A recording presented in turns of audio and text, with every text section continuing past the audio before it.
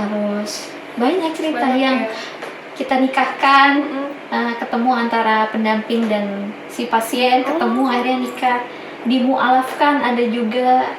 Ternyata yang dimualafkan itu ya benar sekitar 10 hari. Bagus sekali. Iya, sudah.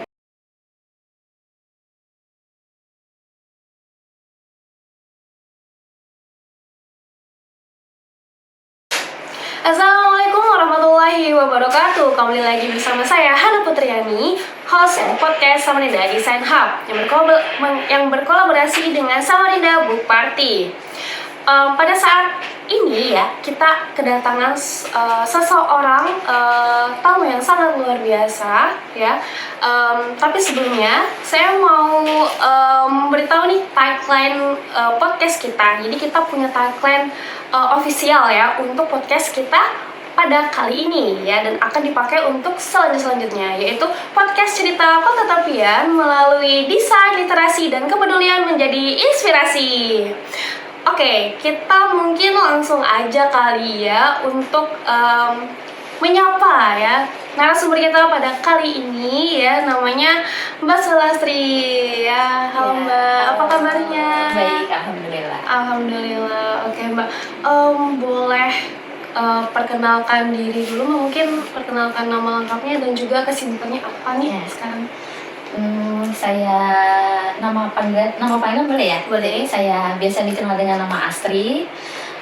Kesibukan sehari-hari ya selain sebagai ibu dari 2 anak dan bersama suaminya dan ada kesibukan yang lain, kerja swasta, dan kita ada kegiatan di komunitas. Komunitas apa nih? Komunitas Spot Kanker. Yang di dalamnya tuh ada 2 base camp atau 2 rumah, yaitu Rumah Singgah Kanker di Kota Samarinda dan Rumah Singgah Kanker Anak di Kota Balikpapan. Oke, jadi ada 2 sebenarnya. Boleh diceritain nggak Mbak, gimana sih awalnya membangun rumah singgah ini? Awalnya 2015-2016 itu awalnya tuh pasien-pasiennya yang saya temuin itu saya bawa pulang ke rumah. Yang dia itu baru datang dari luar daerah, karena kan kita rumah sakit kita di Abdul Wahab Sarani itu salah satu rujukan nasional keempat untuk pelayanan kanker. Nah, jadi pasti ada dampak-dampak sosial. Nah, salah satunya itu ada salah satu pasien dengan kanker payudara, dia mandiri sendirian dari Banjarmasin ke Samarinda. Itu pas kita lagi bagi makanan, saya sama teman-teman tuh lagi bagi makanan. Terus sholat zuhur di masjid, terus ketemu sama ibu itu. Sama ibu itu ngobrol, terus panjang cerita, terus dia cerita kalau dia tuh cuma punya uang 22.000. 22.000 itu belum selesai, dia mau belum tahu kapan mau pulang, terus apalagi ke depannya, itu dia belum tahu, belum paham apa nih seperti itu. Nah, terus saya tawarin aja, ibu mau nggak tinggal di rumah saya? Mau banget gitu katanya, mau. Terus langsung saya bawa pulang, terus sampai di rumah ya seperti biasa aja gitu ya, dia di rumah. Terus besoknya bawa lagi gitu, sampai akhirnya ya sekitar 6-7 orang.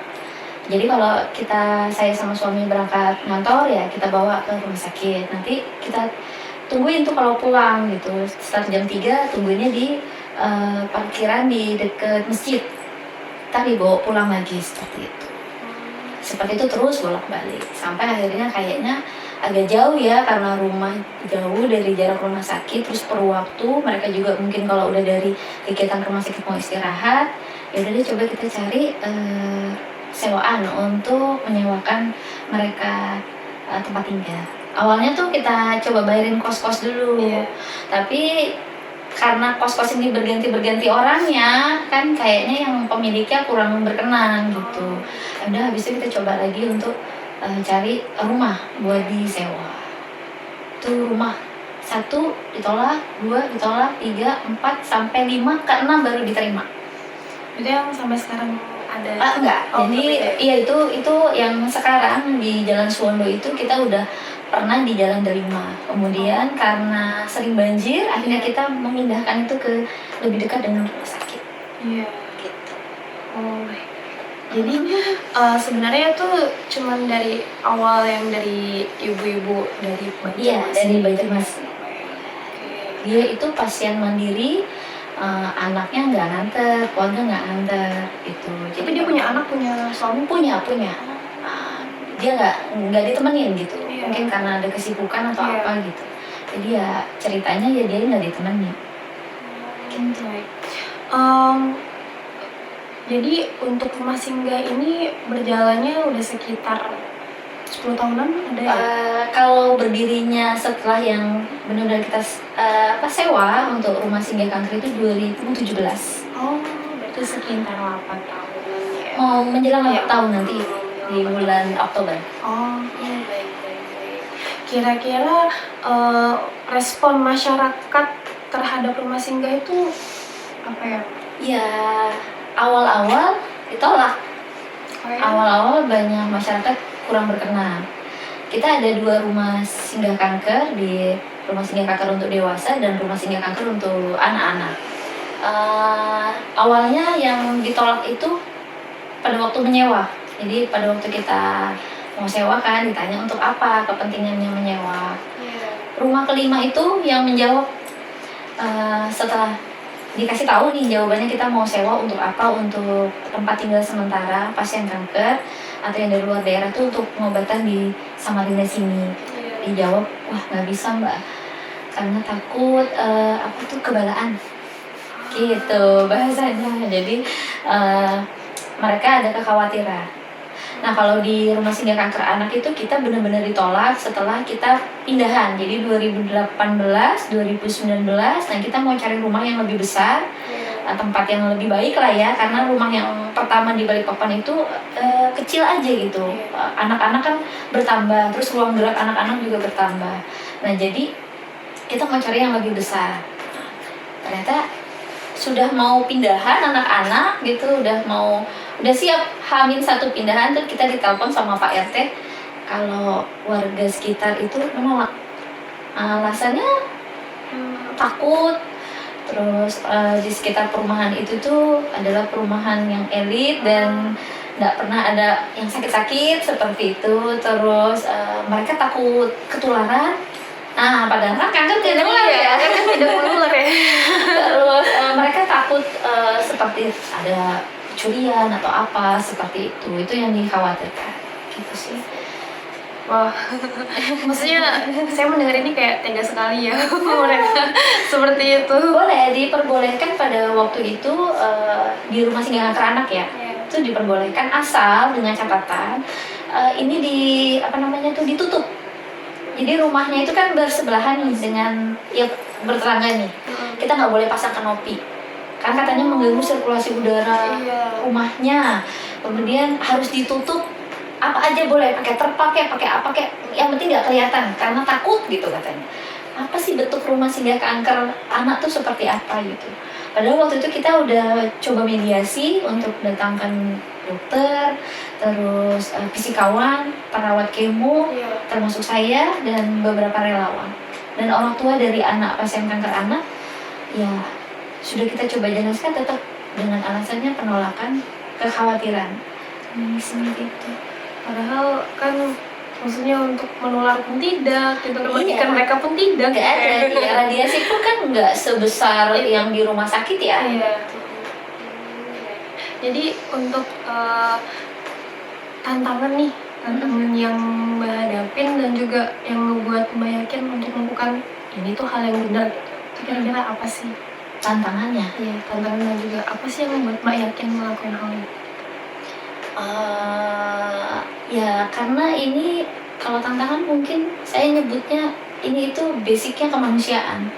Siapa lagi yang memperhatikan dari sisi pengobatan kanker ini kan tabu ya, misalnya tabu, terus kanker ini masih tabu pada zaman itu ya 2015, 16, 17 tuh masih dengan orang pandangan nonton sinetron udah selesai gitu, orang kena kanker selesai gitu. Nah terus belum lagi pengobatannya gitu yang katanya bawa nyawa kayak gitu-gitu. Nah nggak ada orang yang memperhatikan dampak dari kecanggihan teknologi kesehatan pengobatan kanker. kita di Samarinda aja untuk Kalimantan Timur kita udah rujukan nasional keempat. Kita bakal kedatangan banyak tamu dari daerah mana aja, terus tidak semua orang mampu di dalamnya. Jadi bukan hanya secara ekonomi mereka tidak mampu, secara informasi juga mereka tidak bisa dapatkan. Nah dari sisi itu kayaknya perlu deh kita ngadain satu lingkungan yang mereka tuh bisa mengerti dan paham tentang alur pengobatannya. Mereka tuh rujukan jauh-jauh datang ke tempat kita, itu mereka tuh mau cari sehat kan, meningkatkan kualitas hidup. Tapi yang didapat sampai di sini itu ya itu tempat tinggal aja bayar. Kosnya pasti udah nggak mungkin 800 itu nggak mungkin ya, 1 juta pasti. Terus belum lagi makannya, minumnya, sandang, pangan, papan, dan pengobatannya itu lama. Kita sampai di rumah singgah tuh sudah punya kayak Bu Lurah, Bu Camat gitu. Ada. Saking lamanya mereka tinggal ya, sesuai dengan protokol pengobatan. Karena kan kalau kanker nggak mungkin sehari 2 hari langsung sembuh kan, pasti Iya, lama kan. belum lagi mau masuk awal aja gitu harus dicek ulang lagi. Iya, berapa kali. Penegakan diagnosa lagi, ya itu butuh waktu, butuh tenaga juga, butuh biaya, butuh support secara mental juga. Nah hadirnya rumah singgah itu ya seperti itu untuk mengcover mereka dalam support system yang baik. Misalnya menyewa rumah dan lain-lain kan butuh dana ya. Iya, itu dananya dari mana? Dananya dari swadaya teman-teman, kumpulan dari teman di komunitas, terus juga awal-awalnya ya pasti untuk pribadi juga ada seperti itu. Tapi paling alhamdulillahnya ya sampai sekarang tuh kita dibantu sama teman-teman yang udah tahu tentang rumah singgah. Apa emang udah ada donatur tetap? Kita nggak ada donatur Ada ya? tetap. Tapi memang Ya mereka peduli dan peduli, mereka- iya. Jadi biasanya ya datang aja langsung ke rumah singgah, lihat aja kondisinya seperti apa. Dan silakan kalau memang mau bantu dalam bentuk apa aja, monggo kita persilakan. Berarti nggak ada minimal harus transfer segitu? Oh enggak ya? ada. Dipersilakan apa aja dalam bentuk barang, apa aja dipersilakan. Kadang tenaga aja kita kepengennya malah yang muda-muda datang dong ke rumah singgah kanker, ibu-ibu, bapak-bapak yang ada di sana, atau anak-anak yang ada di Balikpapan. Mereka kan bosen ya rutinitasnya tuh dari rumah singgah aja tuh ke rumah sakit, dari rumah sakit ke rumah singgah. Itu aja kegiatannya, nggak ngapa-ngapain gitu. Jadi kita sering buat kegiatan yang sifatnya edukasi, terus juga menghibur untuk mereka. Nah itu tadi kan Mbak bilang butuh relawan yang muda-muda kan. Nah gimana sih prosesnya untuk mencari relawan itu? Kayaknya selama ini yang dijalanin ya kayaknya natural deh. Maksudnya mereka hadir, datang. Oh gitu. Iya. Kalau dicari nggak ada Nggak tuh ada ya? bener-bener relawan yang sifatnya kita cari gitu. Karena ada yang dijaga juga sebenarnya. Jadi kalau kita gimana ya, menseleksi juga enggak sih, bahasa seleksi enggak, cuman lebih berhati-hati karena ini bentukannya rumah singgah kanker ini adalah bisa jadi pasar untuk orang lain. Paham. Nah, karena ini kan urusannya sama pengobatan, Iya.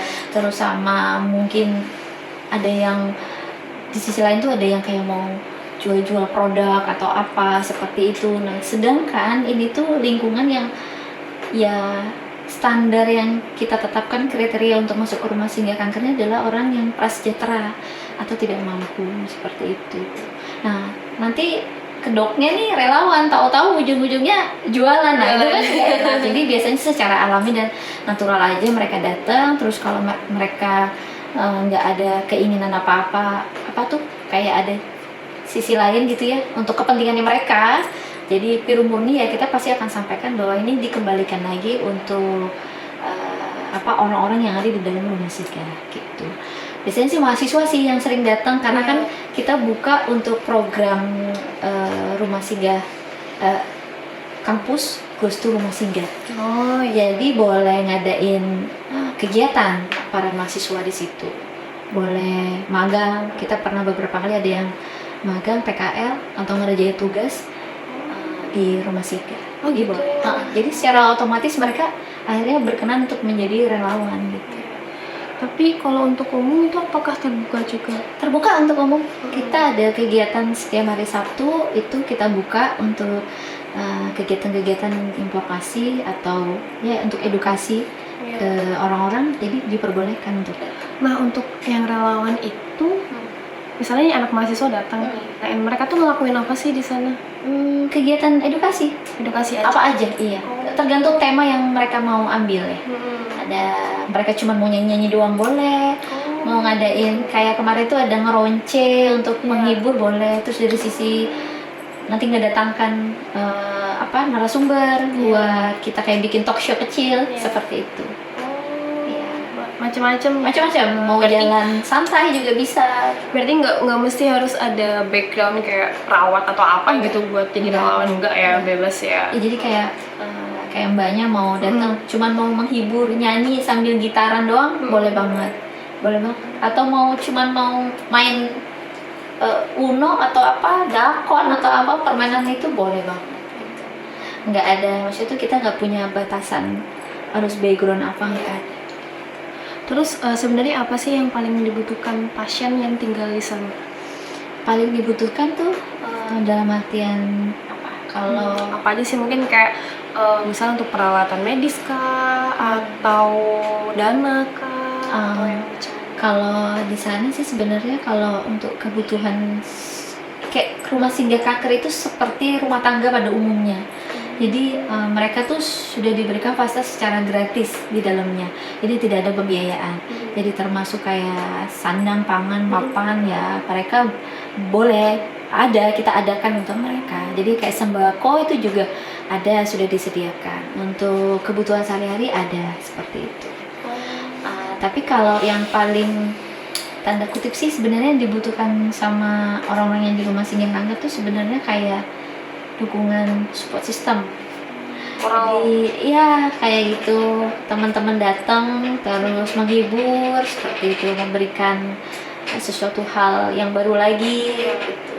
Karena kita juga punya beberapa program untuk mengatasi kecemasan, kekhawatiran mereka. Apakah mendatangkan psikolog juga? Psikolog kita datangkan. Kita juga ngadain kayak terapi-terapi lainnya, kayak sinematerapi, pergi nonton ke bioskop rame-rame kayak gitu. Terus pergi healing atau jalan-jalan ke pantai atau ke tempat tertentu yang tempat kita mau datangi. Jadi kalau kebutuhannya secara untuk support mental mereka sih, karena kan kangen anak, terus yang di rumah singgah kanker anak, si ibu kangen keluarga di daerah, kayak gitu-gitulah pokoknya seperti itu. Jadi memang rumah singgah kanker itu kita bentuk support sistemnya. Berarti yang benar-benar dibutuhkan adalah support ya dari siapapun ya. Pernah nggak sih Mbak di sana tuh kayak kekurangan sandang pangan atau kayak gitu? Pernah. Awal-awal itu ya kita pernah kekurangan ditelepon nih sama yang bantu ngejagain di sana, terus berasnya itu cuma cukup untuk sampai besok. Ya itu awal-awal yang belum banyak orang tahu ya. Ya udah ya dipenuhin, harus dipenuhin. Bagaimanapun caranya harus dipenuhi. Sedangkan kan satu hari ya itu bisa lebih 20-an kilo, karena kan orangnya banyak banyak banget itu. Terus kita nggak batasin makanan, terus mereka memang harus makan, karena di kita sih kita ngasih tahu ya ibu jangan batasi makan, karena masih butuh tenaga untuk berobat, masih butuh tenaga untuk untuk menjalani panjang ini. Kalau dibatasi tuh maksudnya nanti tuh ada waktunya dia nggak nafsu makan gitu karena terapi kan, seperti itu. Terus kalau misalnya nih ada orang misalnya saya nih gitu kan mau ke rumah singgah, apa sih yang harus dilakuin gitu biar saya atau teman-teman yang misalnya nonton podcast ini nanti nah itu gimana sih caranya biar bisa nge-reach out rumah singgah ini gitu? Maksudnya datang ke rumah singgah ya? apa yang mau dilakukan? Iya, apa harus menghubungi dulu atau seperti Oh, apa gitu. nggak ada sih, karena rumah singgah kantor itu terbuka aja. Di situ juga udah jelas banget ada nomor teleponnya di depan rumah kita. Di 2 rumah ya, rumah singgah kantor anak atau rumah singgah kantor yang di Samarinda tuh juga udah ada nomor telepon yang gede banget. Itu tinggal dikontak, terus siapa aja boleh datang. Boleh datang. Kalau yang berkenan mau jadi relawan, paling 3 poin aja sih yang kita sampaikan. Pertama, kalau mau jadi relawan itu yang dipergunakan itu telinganya, matanya, perasaannya, terus sentuhan tangannya. Nah, seperti itu. Mas, kita memang nggak boleh terlalu banyak bicara. Nah, jadi memang hanya melihat dan mengamati. Karena mereka itu kalau udah asik ya ngobrol seperti layaknya orang udah kenal dan akrab gitu. Nah, mereka cuma butuh teman ngobrol aja ya. Karena keseharian mereka yang dari rumah sakit rumah singgah itu kan membosankan ya, karena kan itu terus ya.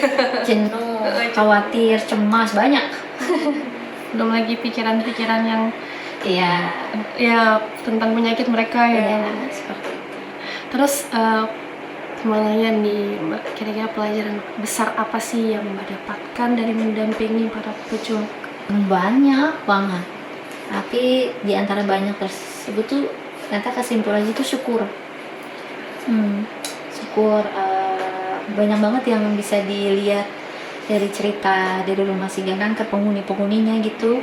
Jadi yang paling besar poinnya itu ya bersyukur.